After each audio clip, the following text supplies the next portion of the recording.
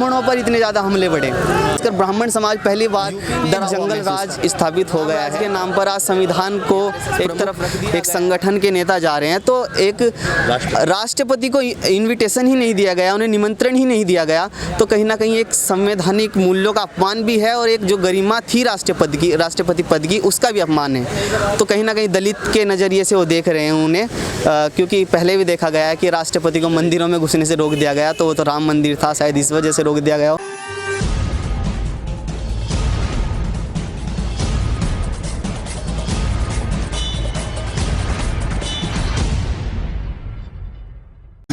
दोस्तों नमस्कार, आप देख रहे हैं सारी न्यूज़ और मेरे साथ मौजूद हैं कार्तिक, जो लगातार हमारे साथ मुद्दों पे चर्चा करते रहते हैं। उनसे बातचीत करेंगे कि उत्तर प्रदेश के हालात को लेकर, जो हालात हैं आज उत्तर प्रदेश में, उस पर बातचीत करेंगे कि क्या कहते हैं।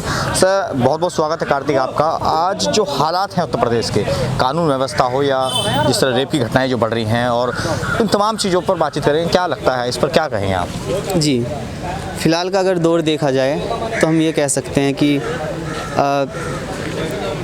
जो अभी कुछ दिनों पहले हमने स्वतंत्रता दिवस मनाया है, तो लगता है कि कहीं की वो स्वतंत्रता खो सी गई है। समाज का गरीब तबका और ख़ासकर महिलाओं के लिए, महिलाओं की हालत ये है कि वो स्वतंत्र भारत में भी आज गुलामी के दौर में जीने के लिए मजबूर है। उनके लिए एक दायरा सा सीमित हो गया है कि किस समय निकलना है, किस समय नहीं निकलना है।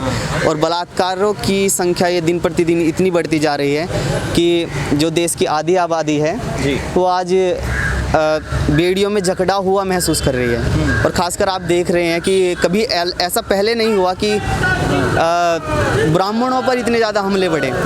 एक जाति को टारगेट किया जा रहा है, कि एक समुदाय को टारगेट किया जा रहा है, फिर उसे ही एक मोस्ट वांटेड, मतलब एक गुनहगार एक के तौर पर प्रस्तुत किया जा रहा है। तो ये पूरा का पूरा माहौल है और ख़ासकर ब्राह्मण समाज पहली बार डरा हुआ महसूस कर रहा है। यूपी में एक जंगल राज स्थापित हो गया है और राम राज के नाम पर आज संविधान को एक तरफ रख दिया गया है, जबकि हम लोग पहले से कहते आ रहे हैं कि हमें राम राज्य से कोई मतलब नहीं है। वो एक व्यक्तिगत सुझाव हो सकता है, एक व्यक्तिगत जीवन से संबंधित वो हो सकता है, लेकिन जो संविधान का राज हम मांग रहे थे वो कहीं खो गया है। वो संविधान जो हर व्यक्ति को सुरक्षा का वादा करता था, आज वो वादा कहीं खो गया है। आज देश में एक जंगल राज जैसा माहौल है और ख़ासकर उत्तर प्रदेश में तो गरीब तबका, जो गरीब समुदाय है, वो लोग बिल्कुल सुरक्षित महसूस नहीं कर रहे हैं। छात्रों पर दिन प्रतिदिन हमले हो रहे हैं, उनकी हत्याएं की जा रही हैं। तो ऐसे में मतलब हमने जिसलिए लखीमपुर में भी एक प्रधान की जो है गोली मारकर हत्या कर दी गई है, वही प्रोटेस्ट कर रहे हैं। एक रोड सड़क हादसे में एक दुर्घटना हुई है। ये सब तमाम चीज़ें जो हैं, ये किस तरह से इन पर रोकथाम की जाए? देखिए, सबसे पहले तो सरकार को ये समझ लेना चाहिए कि जो आप ये गुनहगारों को जाति धर्म के आधार पर देखकर बचा लेते हैं, आप देखते हैं कि पहले ये किस पार्टी से संबंध रखता है, इसकी ऊपरी पहुंच कितनी है, तो पहले तो वो चश्मा हटाकर एक तरफ रख दीजिए और देखिए कि आज कैसे उस प्रधान को मार दिया गया कि वो आपके हिसाब से नहीं चल रहा था, वो आपके समान विचार नहीं रख रहा था, मतलब कि आपकी विचारधारा संबंध नहीं रखता था, तो इसलिए आज उसका मुद्दा तक भी उठाया नहीं जा रहा है।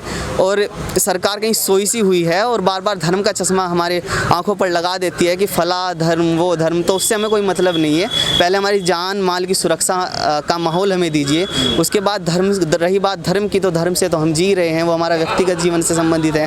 आपका काम था कि आप हमें सुरक्षा का माहौल दीजिए, जिसमें आप नाकाम साबित हो रहे हैं। और अगर सरकार नहीं चलती तो आप सरकार इस्तीफा दे दीजिए, हम दोबारा से सरकार बना लेंगे। आम आदमी पार्टी के जो सांसद हैं दिल्ली के, संजय सिंह जी MP है जो आम आदमी पार्टी के, उन्होंने राम मंदिर को लेकर बात की है कि वहाँ पर जो है राष्ट्रपति को नहीं बुलाया गया। ये दलितों का अपमान उन्होंने बताया, जिसके बाद उत्तर प्रदेश से उनके ऊपर काफ़ी सारी FIR दर्ज कर दी गई है। इस पर क्या कहेंगे आप? ये एक लोकतांत्रिक जो मूल्य हैं उन पर हमला है। हाँ। उन्होंने अपनी राय रखी और जो कि काफ़ी हद तक वाजिब भी साबित होती है कि देश के प्रथम नागरिक को, जब पूरा का पूरा देश कह रहा था कि ये ऐतिहासिक दिन है, यहाँ पर प्रधानमंत्री जा रहे हैं, यहाँ पे फला लोग जा रहे हैं, RSS प्रमुख एक संगठन के नेता जा रहे हैं, तो एक राष्ट्रपति को इन्विटेशन ही नहीं दिया गया, उन्हें निमंत्रण ही नहीं दिया गया, तो कहीं ना कहीं एक संवैधानिक मूल्यों का अपमान भी है और एक जो गरिमा थी राष्ट्रपति पद की उसका भी अपमान है। तो कहीं ना कहीं दलित के नज़रिए से वो देख रहे हैं उन्हें, क्योंकि पहले भी देखा गया है कि राष्ट्रपति को मंदिरों में घुसने से रोक दिया गया, तो वो तो राम मंदिर था, शायद इस वजह से रोक दिया गया हो।